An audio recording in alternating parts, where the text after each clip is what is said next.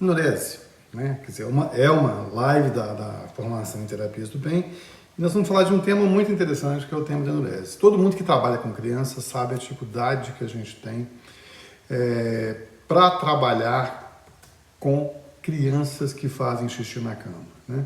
Nós ficamos, às vezes, anos trabalhando e não conseguimos um resultado legal, né, com crianças enoréticas, né?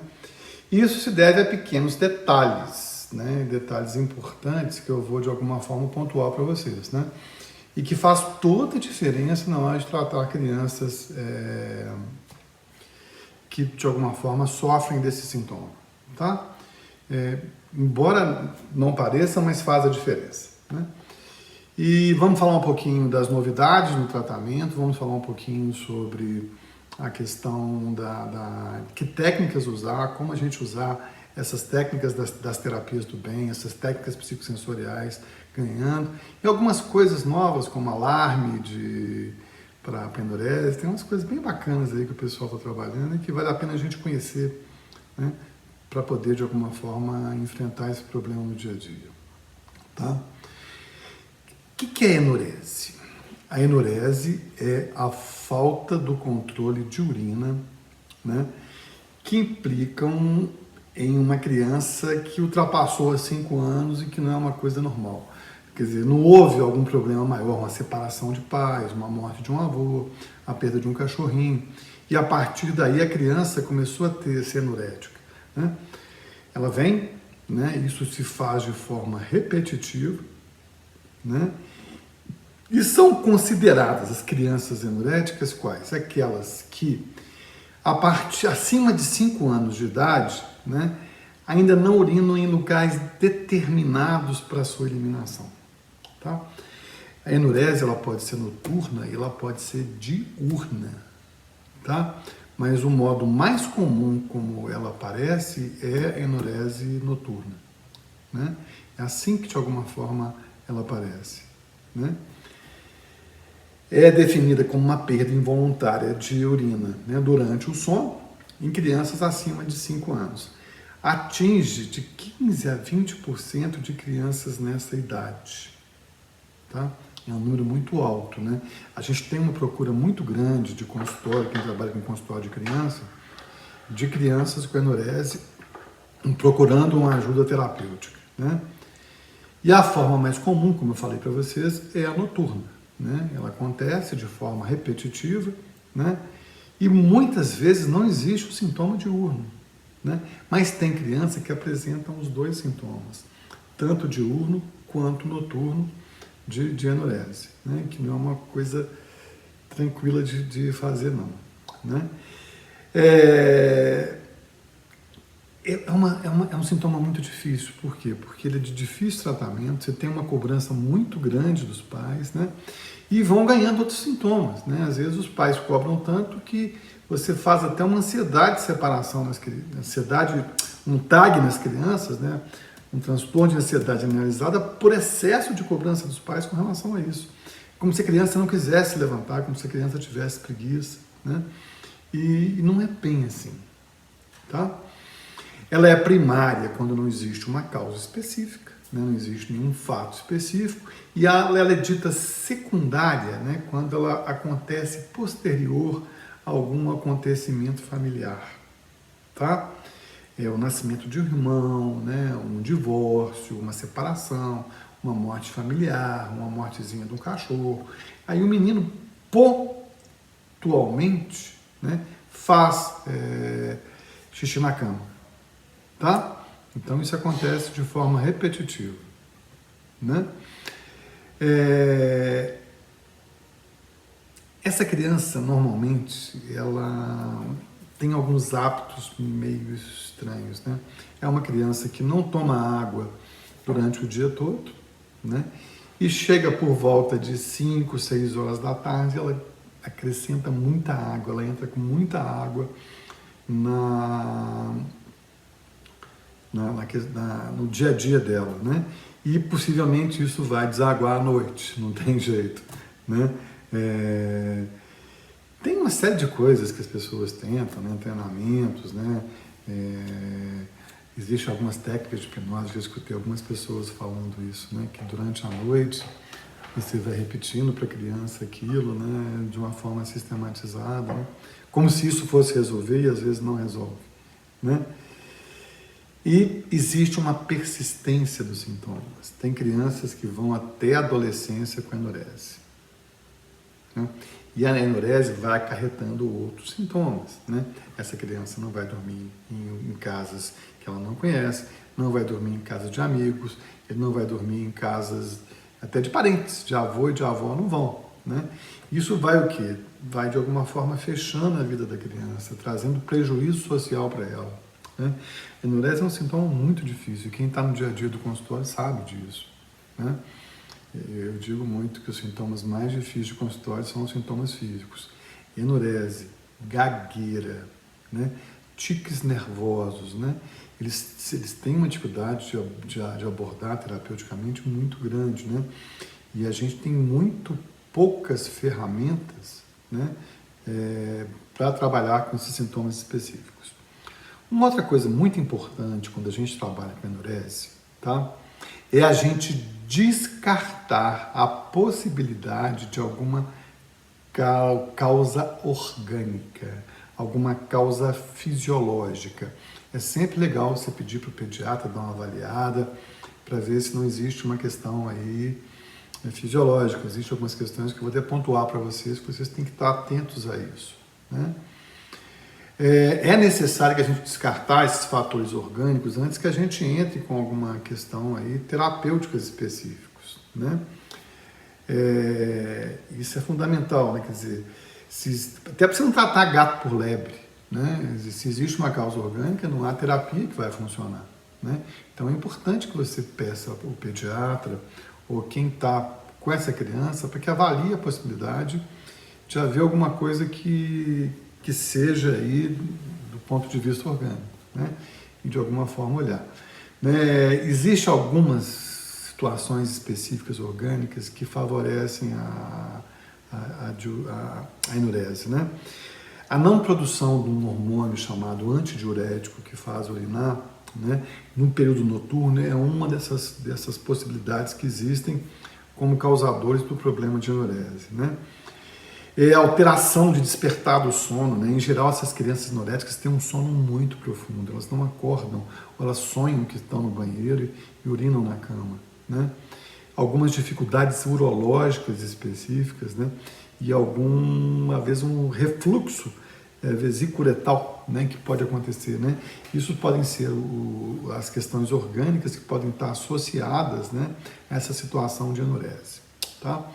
Uma coisa muito interessante, porque às vezes aparece no consultório umas coisas bem diferentes, né? Outro dia apareceu uma pessoa com talvez 23, 24 anos com sintomas enuréticos, né? Desde a infância fazendo urina na cama, né? E aquilo de alguma forma aparecendo e o tempo todo, né? Com vários históricos de tratamento, com histórico de medicação, né? E aquilo acontecendo ainda, né? E foi um caso até muito interessante, porque a abordagem feita teve um resultado muito legal e essa pessoa, inclusive, parou de urinar na cama, né? Que foi uma coisa muito interessante, tá? Então eu tenho um sintoma, uma criança acima de 5 anos que faz de forma repetitiva xixi na cama, tá? E não existe uma enurese secundária, não existe um fator que possa nos mostrar uma regressão ou algo parecido que possa estar aí presente, né? E isso é uma coisa muito importante, né? Só um instantinho aqui, gente.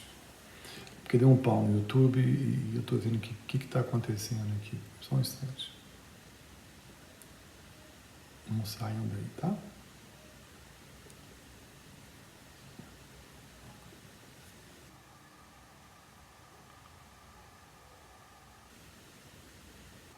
Ok, vamos lá.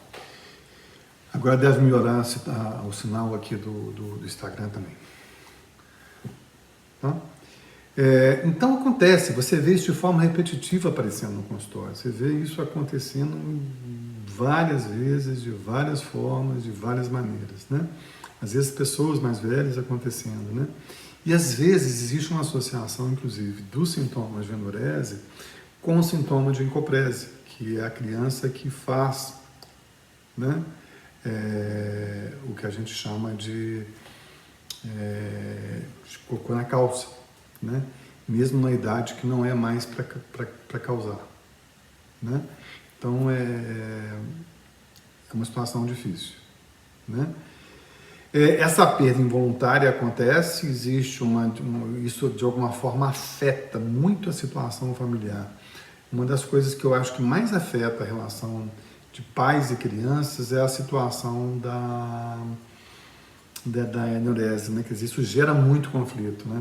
Os pais normalmente fazem uma cobrança muito grande em cima da criança, né? Como se a criança, né, não quisesse fazer. Isso gera atritos muitas vezes entre o casal, né? E isso vai fazer um clima de ansiedade muito grande na casa.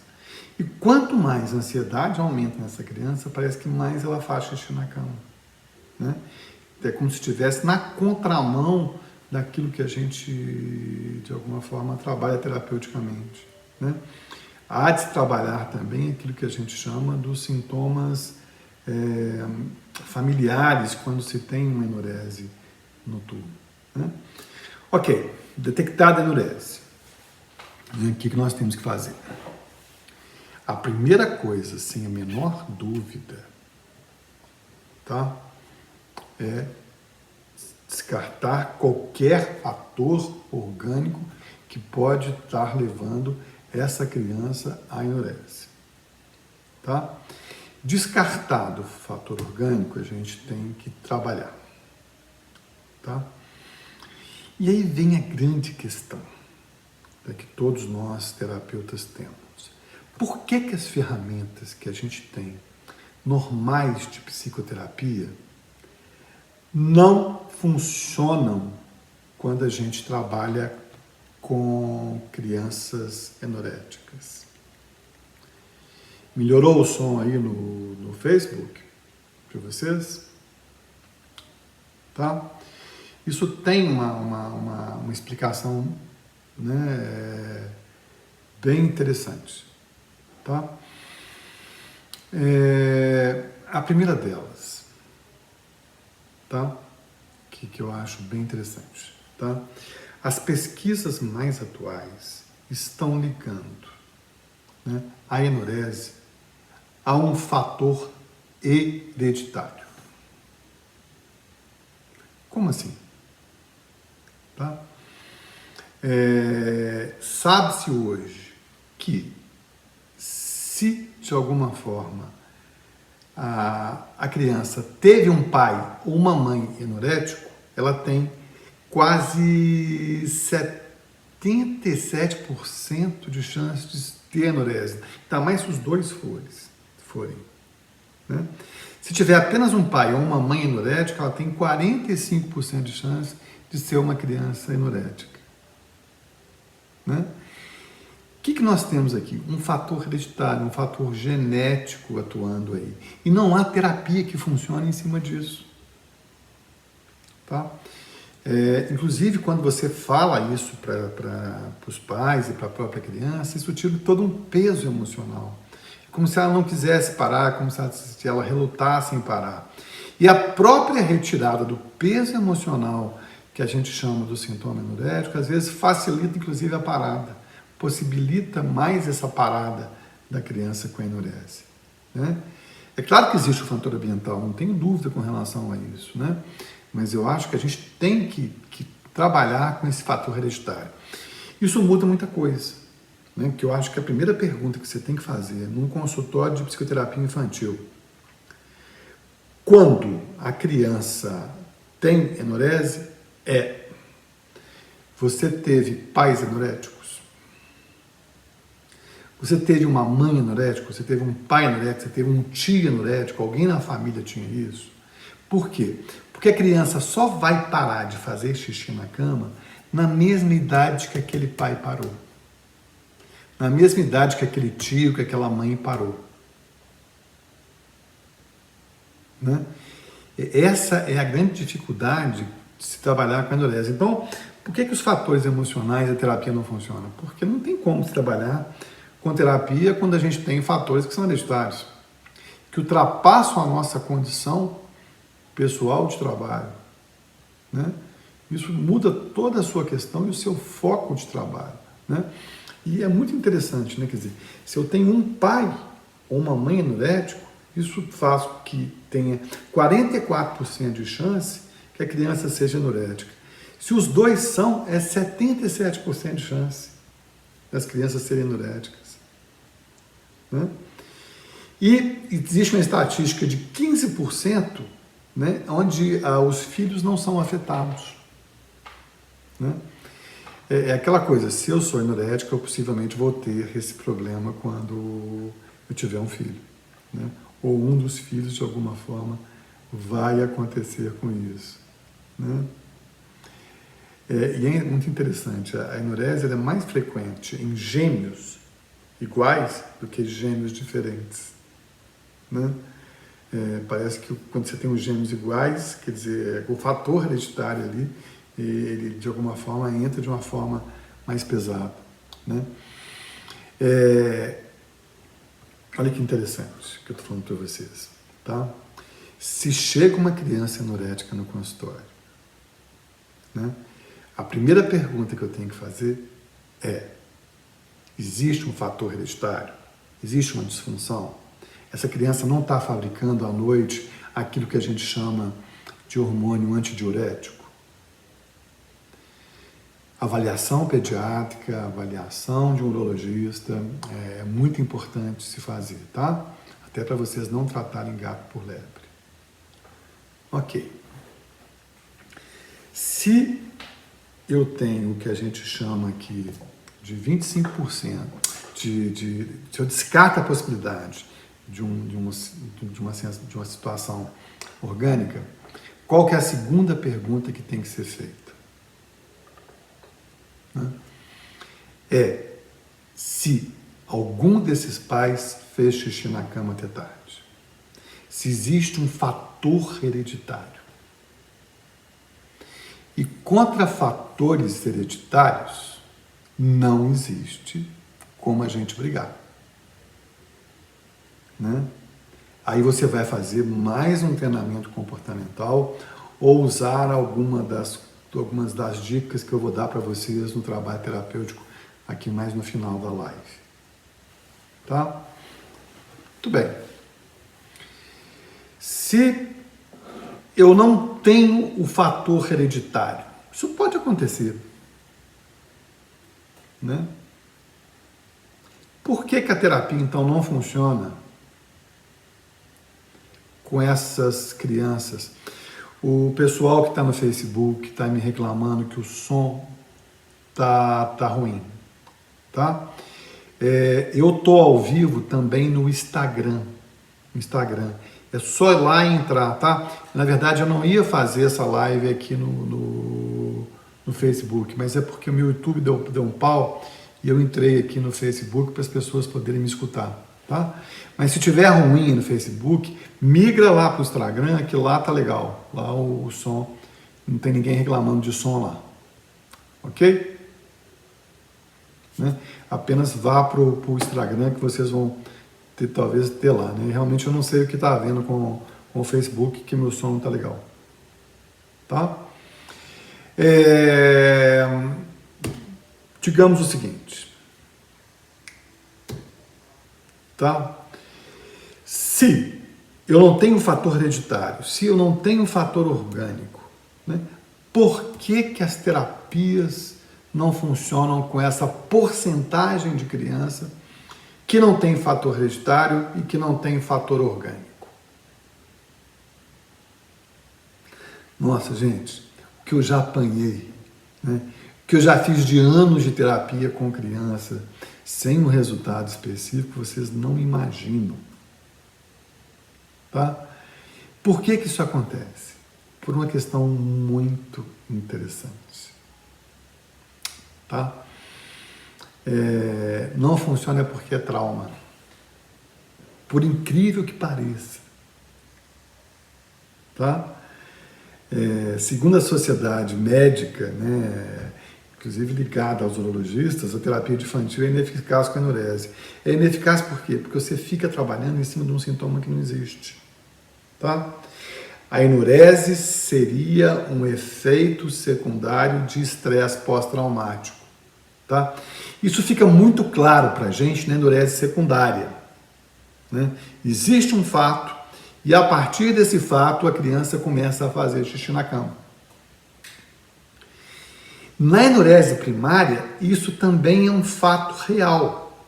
Você tem que avaliar, né, a possibilidade de um trauma na origem disso. Se eu não tenho fator orgânico, se eu não tenho fator hereditário, o que vai acontecer? Eu tenho o que a gente chama de um trauma. Né? E é por isso que as terapias não funcionam. Né? Por quê? Porque as terapias normais, as terapias habituais, né, elas são totalmente ineficazes quando se trabalha com estresse pós-traumático. Tá? A menos que seja um trauma por abandono, um trauma por perda, que aí você tem ainda alguma eficiência das técnicas mais cognitivas em psicoterapia infantil. Tá? A enurese pede um approach maior, pede um approach de neuroterapia, pede um approach de terapia do trauma. Tá? Se você não fizer dessa forma, raramente você vai ter algum efeito real com as terapias com enurese. Tá? Vamos falar um pouquinho de tratamento, de algumas novidades, né, com relação à enurese, tá? Só repetindo para vocês, né, existem 3 perguntas que têm que ser feitas. A primeira é, eu tenho enurese? A primeira, fator orgânico descartado? A segunda, tenho fator hereditário? Terceira, qual é o trauma? Se não tem o fator hereditário, qual é o trauma? E mais uma coisa, que é uma coisa importantíssima de vocês pensarem, tá? Vocês acham que essa cobrança excessiva que é feita em cima de uma criança que tem enurese, ela pode ser geradora de estresse pós-traumático? Claro. Tá? A cobrança excessiva paterna, essas cobranças excessivas feitas pelas pessoas, né, vão gerar o que a gente chama de um trauma secundário, não tem jeito. Né? E que vocês vão ter que utilizar das mesmas técnicas para trabalhar com elas. Né? Não tem como sair disso. Tá? Tratamento. Né? Como é que é o tratamento de enurese? A gente sabe que é um dos sintomas junto com gagueira, com tique ou com sintomas físicos, com somatizações, mais difícil de se abordar terapeuticamente com criança, tá? Todo mundo que trabalha com consultório de criança sabe, apanha, né, quando a gente tem um quadro de enurese específica, tá? Tem os critérios? É acima de 5 anos, né? A criança está urinando por mais de 6 meses, tá? Nós temos um sintoma claro de enurese infantil. Como é que a gente vai trabalhar? Né? A primeira coisa a se definir é se é uma enurese primária ou secundária. Se ela é hereditária ou não. Porque a abordagem diferencia de acordo com essas possibilidades. Se eu tenho uma enurese primária, né, eu vou ter que pensar, né, se ela é uma enurese secundária ou não, né, e avaliar isso, né? Se ela é primária, eu tenho que descartar o fator hereditário, aí eu vou trabalhar com o fator estresse pós-traumático, fazendo, né, uma avaliação bem feita e atuando em cima de um campo de pensamento específicos, tá? Se não é hereditário, vamos trabalhar como trauma, aí vocês realmente vão ter um trabalho interessante a se fazer pela frente, tá? Uma das coisas mais importantes para se trabalhar com enurese é o que a gente chama de um fator educacional. Né? É preciso treinar a criança, né, para que ela, de alguma forma, seja despertada de bexiga cheia né? E de alguma forma tenha essa sensação gravada no cérebro como memória, né?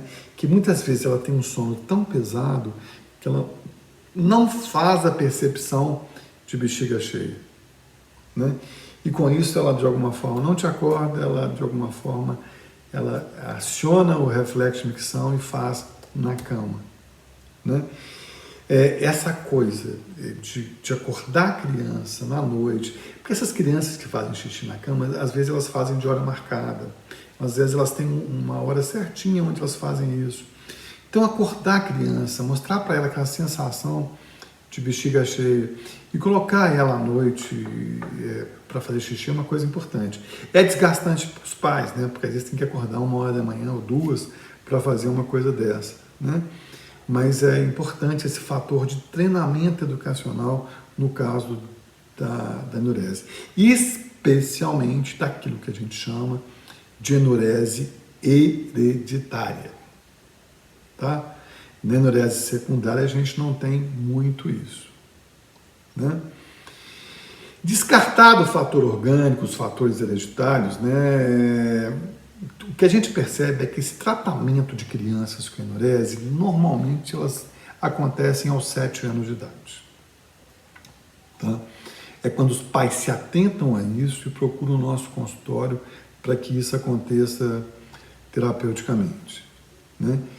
E nesse trabalho a gente tem que promover o fator educacional, né, um fator motivação e excluir qualquer fator psicossocial, tá? Uma das coisas mais importantes de trabalhar com a questão da enurese é trabalhar a família. Às vezes existe uma família que cobra demais em cima do sintoma enurese, né? E quanto mais ela cobra, parece que mais a criança, né, falha ao tentar, de alguma forma, controlar a enurese, né? Então, tirar esse peso de cima da criança é algo importantíssimo de se trabalhar terapeuticamente, tá? Isso é importante. Existem algumas tarefas educativas que eu acho muito legais da gente pensar e da gente trabalhar, tá? Eu acho, inclusive, que as primeiras tarefas com relação à enurese, especialmente a enurese hereditária, ela tem que ser educativa. Ela tem que ser no sentido de formação de hábito, né? A primeira coisa que a gente tem que tentar fazer com a criança enurética, especialmente a criança hereditária, atenção, nos sintomas traumáticos isso aqui não funciona muito não. Isso aqui vai funcionar depois que você trabalhar o trauma, tá? Então o que eu estou falando aqui, vocês podem trabalhar com a criança que não tem o fator hereditário, mas depois de terminado o trabalho com estresse pós-traumático, porque senão vocês vão enxugar gelo com isso aqui, tá? Não adianta fator motivacional ou psicossocial quando se trabalha com a enurese de crianças que não têm trauma, tá? Não tenha dúvida que a primeira coisa a se fazer é formar hábitos, tá? Existem hábitos muito importantes de serem formados com crianças enuréticas, né? Tem criança, né, que não vai no banheiro. Tem criança que às vezes segura a bexiga cheia por 8 horas, né? Ela fica, de alguma forma, exposta a um volume urinário muito grande. E às vezes ela também faz isso à noite.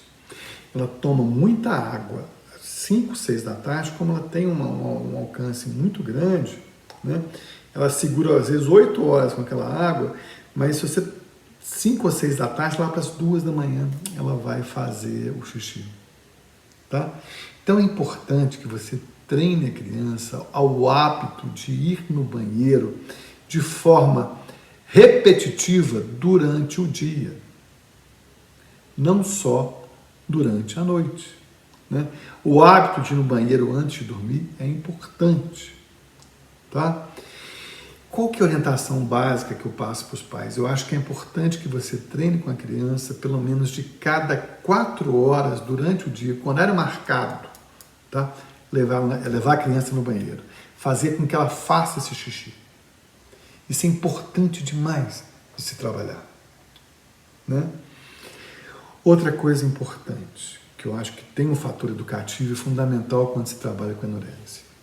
Pedir, tá, que pelo menos 2 horas antes de dormir, que ela evite a ingestão de água. Tá? Esse é um problema sério, né? Porque a maioria das crianças enuréticas, elas passam o dia inteiro sem tomar água. E quando chega 4, 5, 6, 7 horas da noite, elas se entornam água, porque o corpo precisa, o corpo pede. Né? Existe um hábito de tomar água nesse horário. Então é muito complicado. Né? Outra coisa muito importante. Criar um hábito demora. É preciso que esses pais saibam e entendam, né, que para você criar um hábito de forma repetitiva, é necessário que você faça isso durante 3 a 6 meses. Tá? Para a criança se habituar com isso. Não adianta que você faça 2, 3 semanas e achar que isso vai ser o suficiente. Não vai. Os sintomas de enurese infantil é um dos sintomas mais difíceis que se tem de tratar. Tá? Né? Então é importantíssimo. Né? A criança enurética, outra coisa importante, né? Ela faz xixi com hora marcada. Tá? A gente sabe que as crianças enuréticas, elas não têm um determinado horário que elas fazem xixi. Às vezes 2, 1 hora da manhã, meia-noite e meia. Os pais também podem fazer o que a gente chama de um criar hábito. Levar a criança um pouquinho antes desse horário, né, no banheiro. É uma coisa de grande ajuda, né, para o dia a dia da criança. Tá? Uma outra coisa muito, muito importante. Tá? Eu diria até que é mais importante que o hábito de fazer xixi. Especialmente quando a enurese é hereditária. Tá? Hábito de tomar água. Tá? A gente sabe que a criança enurética ela só toma água mais tarde, mais à noite. Tá? Não tem jeito. A criança enurética segura muito, ela segura umas 6 horas de bexiga cheia, às vezes até 8. Né? Mas isso vai ter uma hora que vai estourar, e vai estourar durante a noite, vai estourar durante o sono. Tá? E se a gente conseguisse modificar o que a gente chama do hábito de tomar água? Tá? Que a gente forçasse essa criança a tomar mais água de manhã e no começo da tarde. Tá? É uma chatice, porque a criança não gosta. Tá? Mas eu acho um trabalho bem interessante de se fazer terapeuticamente. Tá? E tem que ter a participação dos pais. Né? Nós temos um grande problema hoje, terapeuticamente, né? Que são os pais muito descompromissados, né, com as crianças. Né? São os pais que às vezes levam as crianças no consultório, elas melhoram um pouquinho, os pais retiram a criança do consultório, da terapia. Né? E pais que não querem ter esse trabalho. Né? E enurese dá trabalho. Você tem que criar hábito de fazer xixi, você tem que criar o hábito de tomar água. Tá? De que a criança tome muito mais água de manhã do que de tarde à noite. Né? Porque se ela mantém esse excesso de água à noite, não vai dar coisa boa, tá? Não vai dar um resultado bom, tá? Ok, tarefas educativas basicamente seriam essas, tá? E terapeuticamente, como é que vocês trabalham? Tá? Que eu acho que aqui vem o que a gente chama da grande novidade para vocês, tá? Não adianta a tarefa terapêutica, a tarefa educativa. Ela é muito funcional com a criança que tem o que a gente chama de enurese por questão hereditária. Tá? Como é que seria o tratamento psicoterápico dessas crianças que têm enurese e que não têm fator hereditário? Tá? Eu não tenho dúvida que o que há de mais atual hoje no tratamento disso é aquilo que a gente chama das técnicas novas de neuroterapia. Né? Que são as técnicas que usam de estimulações sensoriais ou mesmo mentais para que a criança processe mais rapidamente materiais disfuncionais. São as técnicas que, de alguma forma, focam naquilo que a gente chama de intervenção quimicamente inteligente, que são as intervenções do bem, que fazem uma mudança real de paradigma. Tá? Essas são as técnicas interessantes. Tá? A primeira coisa que vocês têm que pensar é o seguinte. Tá? Se eu tenho uma criança enorética, onde eu não tenho o fator hereditário, o que eu tenho? Eu tenho estresse pós-traumático. Tá? E um dos grandes erros dos terapeutas de trauma, tá, é achar que o trauma na origem da enurese tem a ver com aquilo que a gente chama de traumas formatados pelo excesso de cobrança dos pais com relação à enurese, tá? Esses traumas secundários, eles existem, tá? Inclusive, quando a criança tem enurese hereditária, o que você tem que avaliar é que se não ficou um trauma pelo excesso de cobrança dos pais, tá? Sempre que você ultrapassa a capacidade de uma criança de suportar determinado comportamento, determinada situação, você faz estresse pós-traumático. Porque o cérebro entra em sobrevivência, o cérebro aciona os mecanismos de luta ou fuga, os cérebros vão fazer algum tipo de congelamento, tá? E aí o que vai acontecer? A gente vai ter um estresse pós-traumático posterior, secundário, tá? Mas o que eu estou apontando para vocês é algo anterior. Antes de haver a questão da enurese, eu tenho um trauma. E o trauma normalmente não tem relação com aquilo que a gente chama de efeito secundário de enurese, por excesso de cobrança paterno-materna, por alguma coisa que acontece nesse nível. Tá? Tá? Qual a primeira coisa que você tem que fazer? É pensar que tipo de trauma. O trauma, qualquer estresse pós-traumático de criança, eu tenho mais de 25 anos que eu trabalho com trauma de crianças, isso eu falo de cadeira para vocês, tá? Um dos grandes impactos que a gente tem do estresse pós-traumático é no sono. Tá?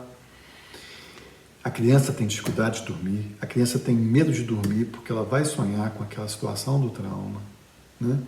A criança tem terror noturno e a criança tem enurese. Percebe? Então, a enurese é um dos sintomas de estresse pós-traumático, que não tem nada a ver com o excesso de cobrança feito pelos pais. Por isso as terapias normais não funcionam, né? É preciso identificar, mapear qual é o trauma na origem da enurese. Mapear qual vai ser o campo de pensamento que nós vamos usar para fazer aquilo que a gente chama de terapia do trauma. Tá?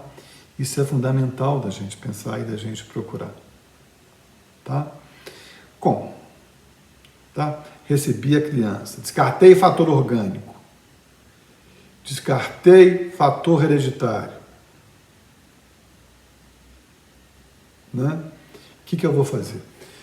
A turma aqui está reclamando que está falhando o som do Instagram, só um instantinho, tá? Eu volto nesse assunto. Não saiam daí, tá? Vou pausar o vídeo um pouquinho, tá?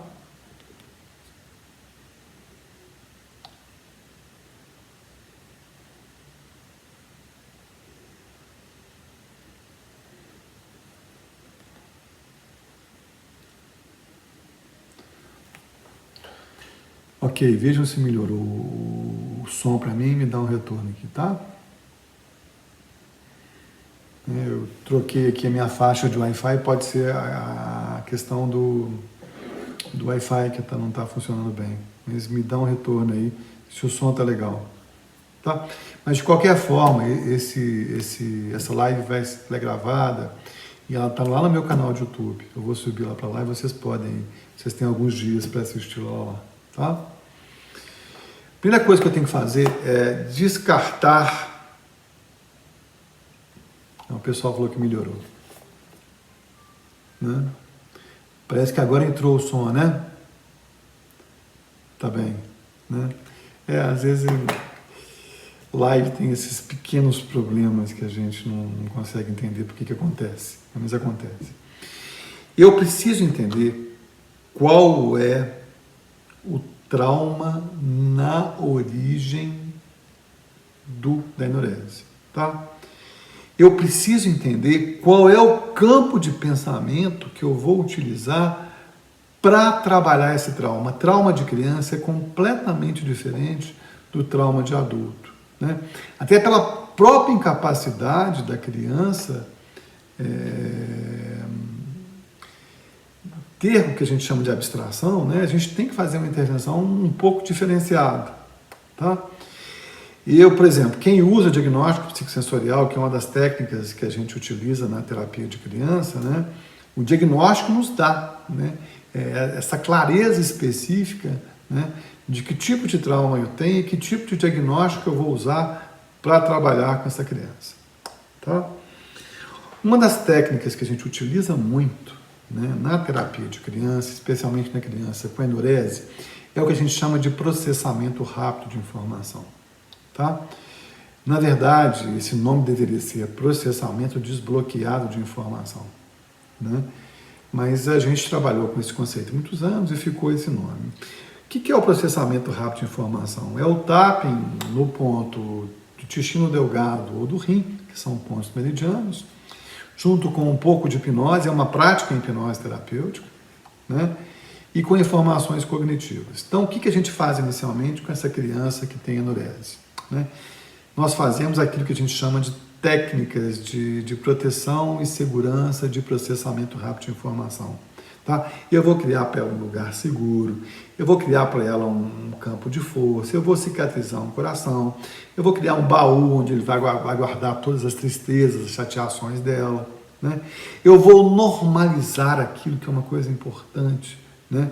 Eu acho que a enurese ela merece uma normalização específica, né? Eu vou despatologizar aquela situação, inicialmente só com PRI.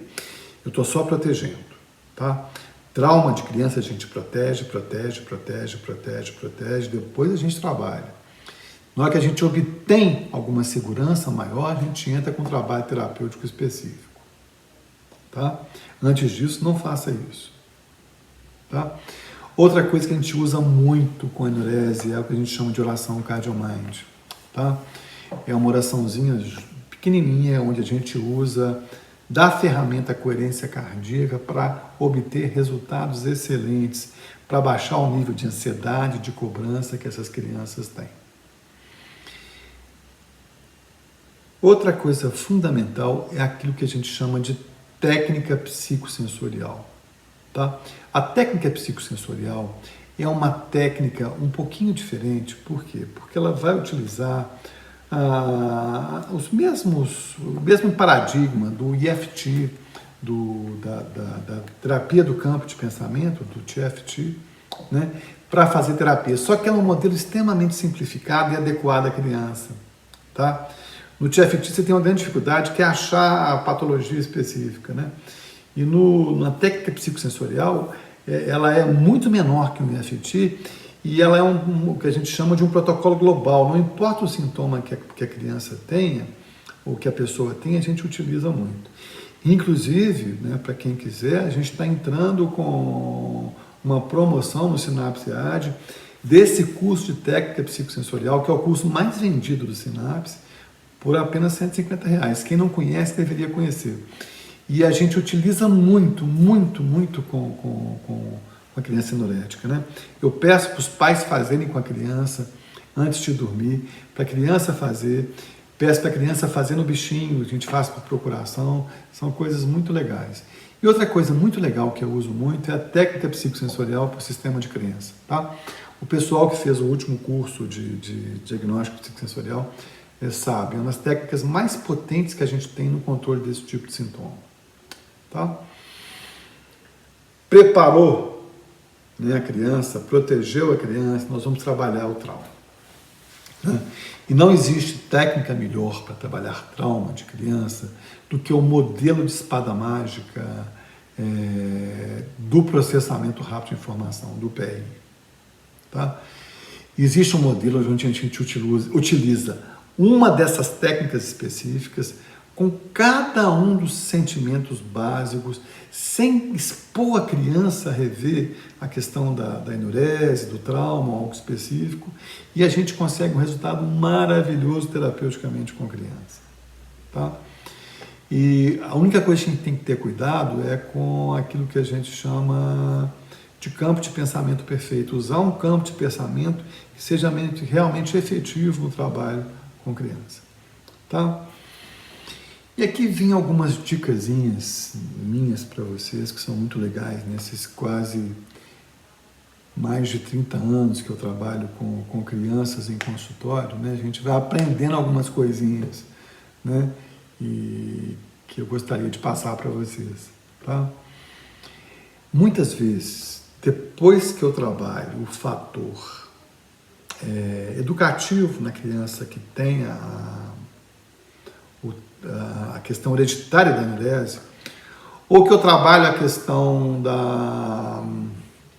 do trauma, eu preciso trabalhar o hábito.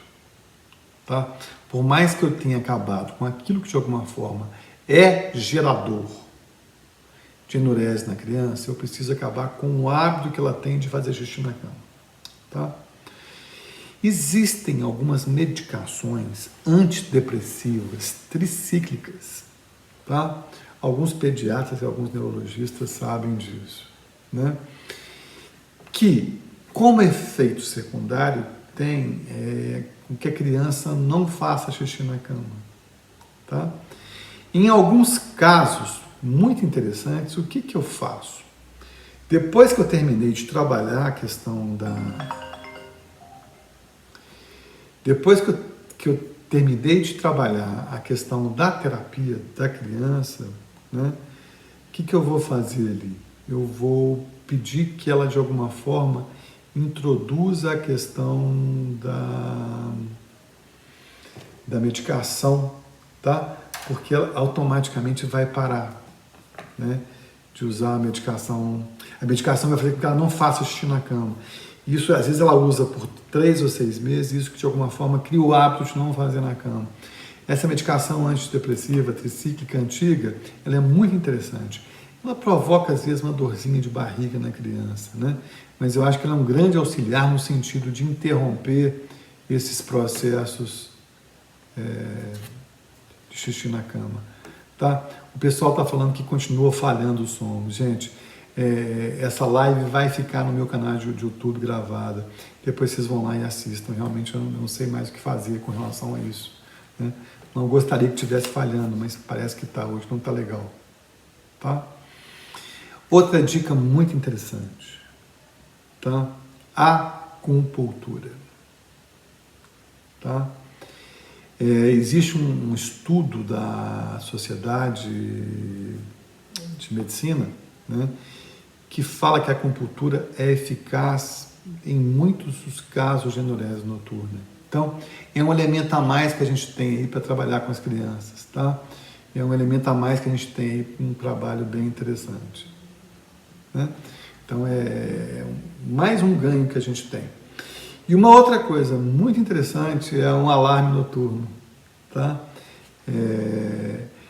Criou-se um dispositivozinho muito interessante que você coloca na fraldinha, ou na cuequinha, ou na pijaminha da criança, né? E que ele é acionado e ele acorda a criança no momento em que a criança começa a fazer algum xixi. Tá? E esse alarme, eu acho que ele é um criador de hábito, né? Existem alguns estudos muito interessantes de terapias cognitivas associadas ao uso desse alarme, que tem um resultado muito bacana.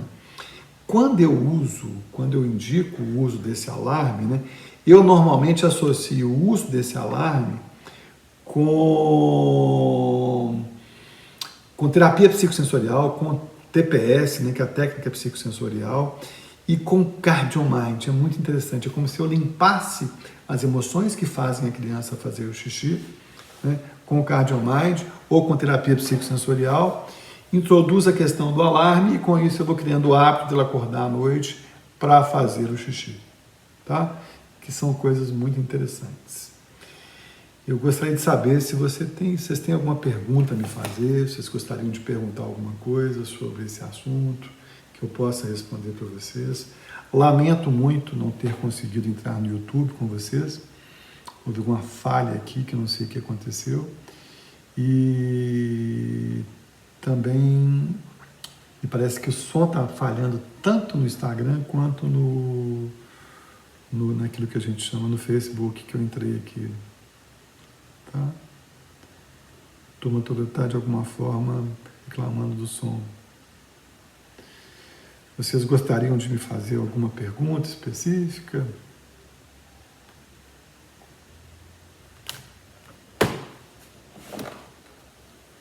Quem está aí no Instagram ou no Facebook, vê se o som do Facebook melhorou agora, por favor. Quem está assistindo aí.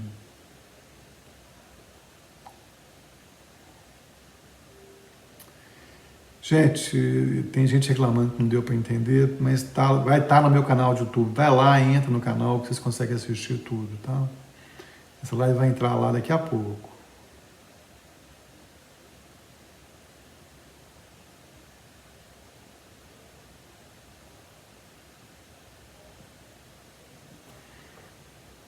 Né? Não temos perguntas? Nada que vocês gostariam de saber?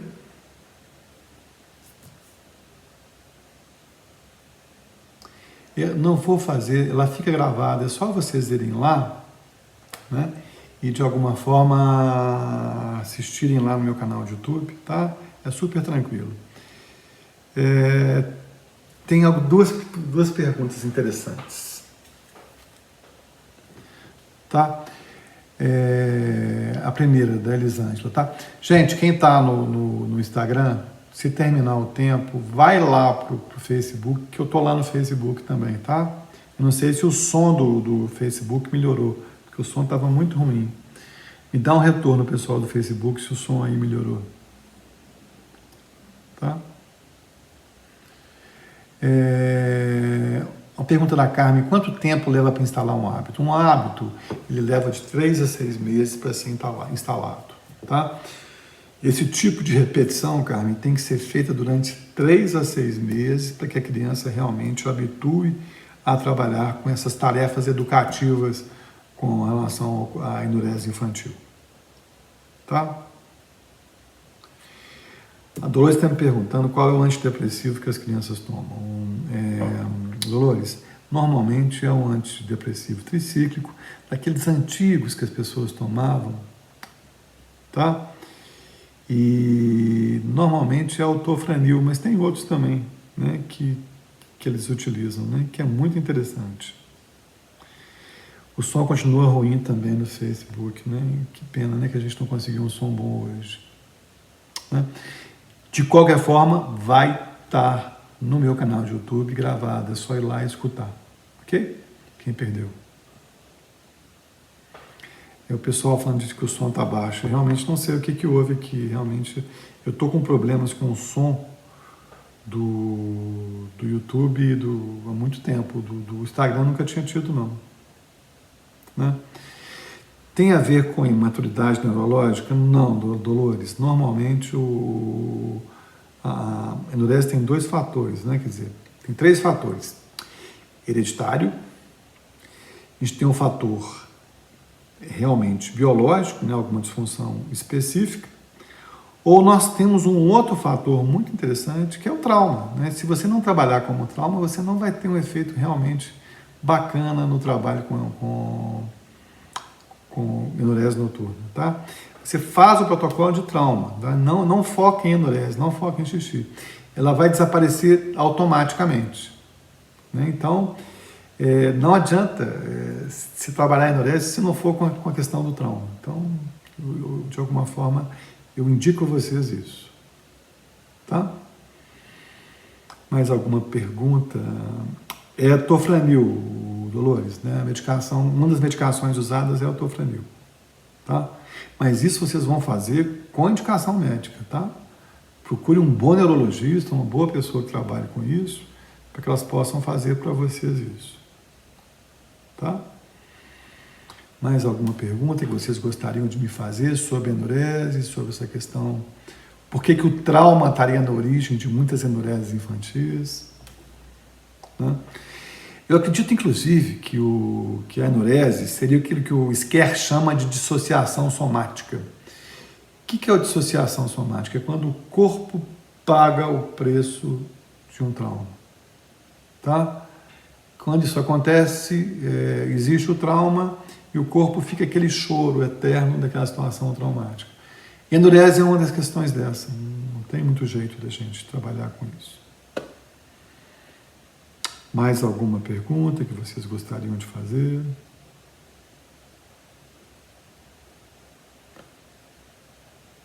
Né? Estou aqui para responder.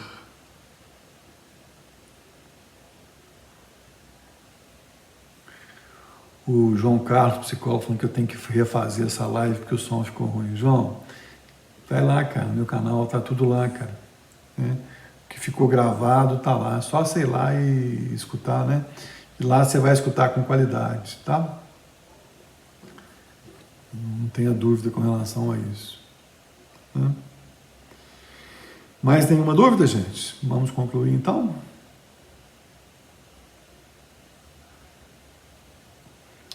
Bom, obrigado pela atenção de vocês, foi muito legal estar com vocês aqui. Né? Uma pena que o som não ficou legal, né? Porque é uma live tão interessante. Agora, quem não assistiu, vai lá no meu canal de YouTube, assiste ela lá, porque lá vocês vão ter um som com muita qualidade. Tá bom? No mais, um abraço para vocês, um beijo no coração e até a próxima live.